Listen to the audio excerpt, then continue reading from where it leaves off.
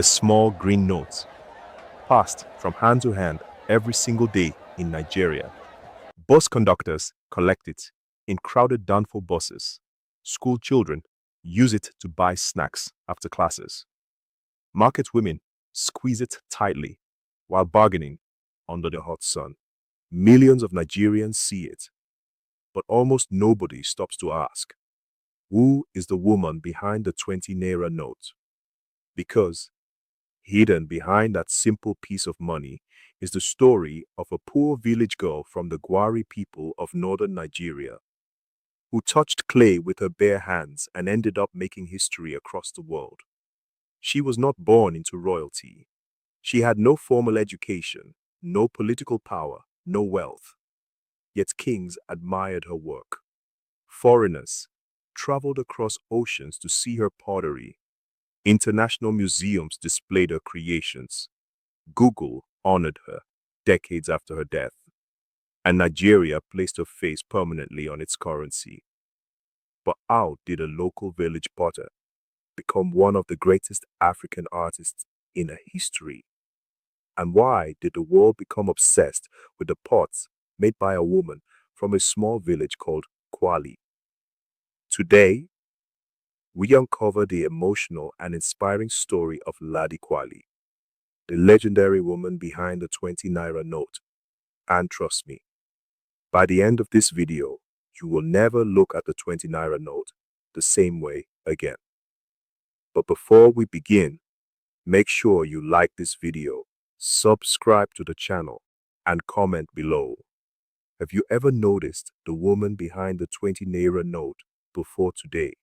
If your face was placed on a Nigerian currency note forever, what would you want future generations to remember you for?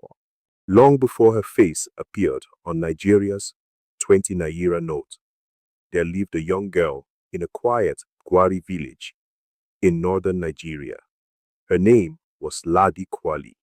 She was born in 1925 in the village of Kwali, among the Gwari people, now known as the Gbagi ethnic group of northern Nigeria. In her community, pottery was not just an occupation, it was tradition, it was identity, it was survival. From childhood, young Ladi watched the women around her shape clay with patience and precision. She learned from her aunt using the ancient coiling method passed down through generations of Gwari women.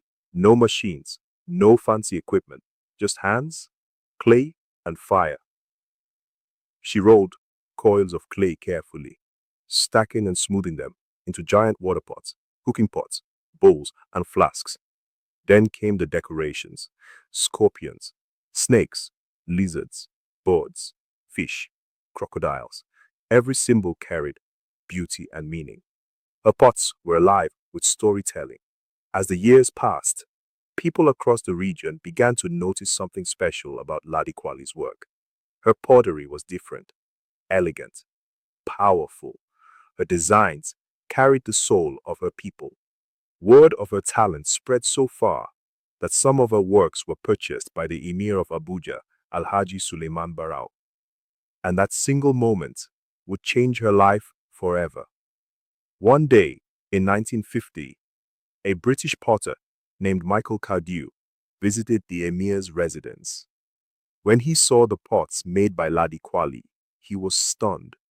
He could not believe such masterpieces were created using only traditional African techniques. At that time, Cardew had been appointed pottery officer by the colonial Nigerian government. In 1952, he established the Abuja Pottery Training Centre in Suleja, then known as Abuja. 2 years later, in 1954, Ladi Kwali joined the Pottery Centre as its first female potter. But this was not an easy journey. Imagine entering a formal pottery institution at a time when African women artists were rarely recognized globally. Yet Ladi Kwali walked in with confidence, carrying centuries of Gwari tradition in her hands.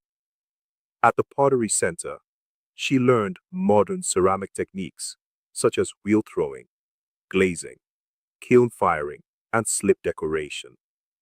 But what made her extraordinary was her ability to combine modern methods with traditional Gwari artistry. She created bowls decorated using sgraffito techniques, scratching beautiful patterns into colored slip using something as simple as a porcupine quill. Her work became a bridge between African tradition and global modern art. Soon, exhibitions began showcasing her pottery internationally.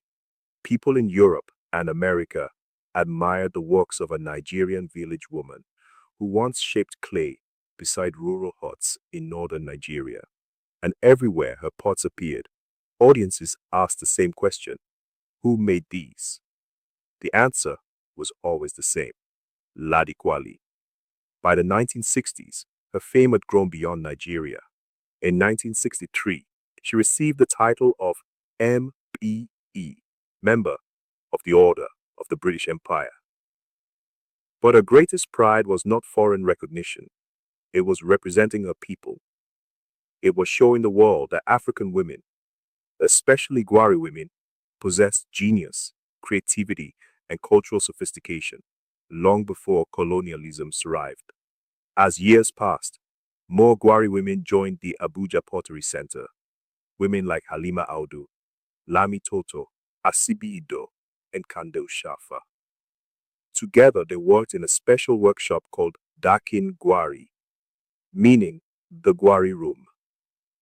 There, they continued the ancient tradition of hand-building large water pots, preserving the heritage of their ancestors.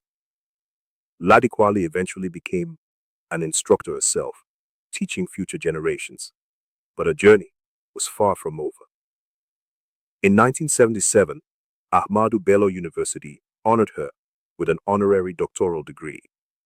Then came an even greater recognition. In 1980, the Nigerian government awarded her the Nigerian National Order of Merit, the country's highest honor for academic achievement. A year later, she received the Officer of the Order of the Niger, one of Nigeria's prestigious national honors. Yet perhaps the greatest symbol of her legacy came from something millions of Nigerians hold every day without realizing its history: the Nigerian 20 naira note. On February 11, 1977, the image of Ladi Kwali first appeared on the back of the 20 naira banknote. Think about that for a moment. A village potter, a Gwari woman who once shaped clay with bare hands, now immortalized on the currency of Africa's most populous nation. Not a politician, not a military ruler, not a wealthy business tycoon. A potter, a cultural icon, a woman whose art carried the spirit of Nigeria. Even after her passing, the world never forgot her. A major road in Abuja became known as Ladi Kwali Road. The famous Sheraton Abuja Hotel named its Grand Convention Center after her. Her works entered prestigious museums across the world, including the Smithsonian National Museum of African Art and the Victoria and Albert Museum. Then, decades later, a new generation rediscovered her influence. In 2022, a major exhibition called Body Vessel Clay, Black Women, Ceramics, and Contemporary Art celebrated her impact on Black female artists worldwide. That same year, Google honored her with a special Google Doodle. And in 2025, even the New York Times profiled her story during the exhibition's debut in the United States. From a small Gwari village to global museums, from clay pots to national currency, Ladi Kwali's story reminds us that greatness does not always begin in palaces or universities. Sometimes it begins with mud-covered hands, shaping clay beneath the African sun. And today, every time Nigerians hold a 20 naira note, they are holding the legacy of a woman who transformed African pottery into global history. If you enjoyed this story, don't forget to like this video, subscribe to the channel, and comment below. Had you ever noticed the woman behind the 20 naira note before today? And which Nigerian historical figure should we tell the story of next?